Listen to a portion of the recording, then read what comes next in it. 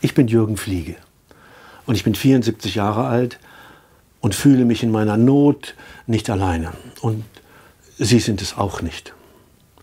Ich bin nämlich mittlerweile einer von über 4.000 in Bayern und über 20.000 in Deutschland, die der neuen Partei Die Basis beigetreten sind. Ich bin nicht allein. Ich war nie in einer Partei. Mein ganzes langes Leben lang war ich in keiner Partei. Ich war eher sowas wie ein Brückenbauer, der die verrücktesten und entgegengesetztesten Meinungen angehört hat und versucht hat zu vermitteln. Ich glaube, ich hatte für jeden ein Ohr. Eben ein Seelsorgerleben eben und manchmal eben auch Seelsorger der Nation. Aber genau das, Seelsorger der Nation, Seelsorger der vielen zu sein, das hat mich aufgerüttelt, als ich in dieser Corona-Zeit gesehen habe, wie wir miteinander umgehen. Wie wir uns diffamieren, uns kränken, uns niedermachen und demütigen. Wie uns unsere Regierung angelogen hat und in Todesangst gejagt hat, sogar die Kinder, mit Zahlen, von denen sie genau selber wusste, dass sie getürkt sind. Ich bin entsetzt. Ich bin entsetzt, dass wir Tausende von Müttern und Vätern in unseren Alten- und Pflegeheimen haben alleine sterben lassen, in Plastik verpackt. Und keinen Weg gefunden, sie auf dieser letzten Reise streicheln und liebevoll zu begleiten. Ich bin entsetzt.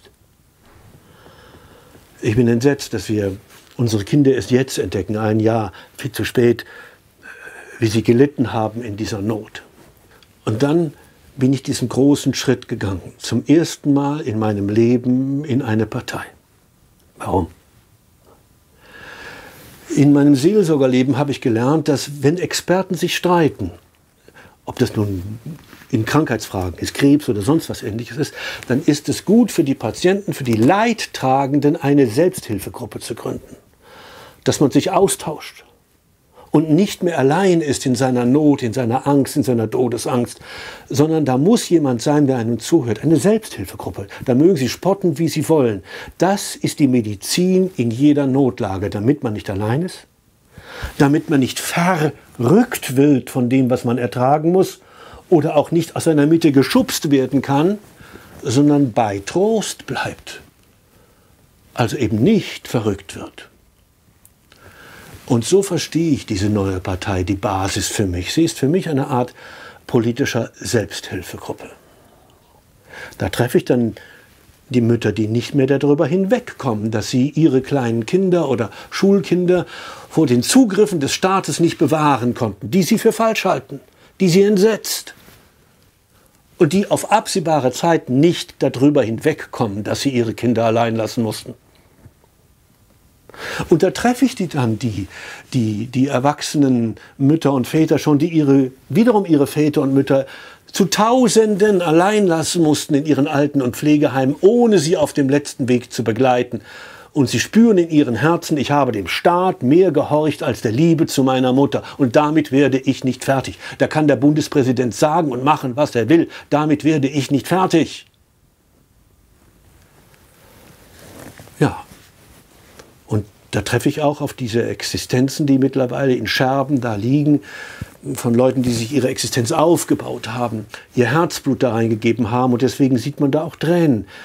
Existenzen, die zerstört sind, sind keine Geldfrage. Das sind Herzensfragen, das sind oft genug auch Tränenfragen. Und die trifft man da. Wir sind nicht allein. Und statt nun in seiner Not und Betroffenheit und in seinem Schuldbewusstsein die Faust in der Tasche zu ballen, weil man wütend ist, wie mit einem umgegangen worden ist, ist es meine Berufung, sicherlich zu erkennen, was ich da gerade spüre und dann zu sagen, nein, nein, nein, nein.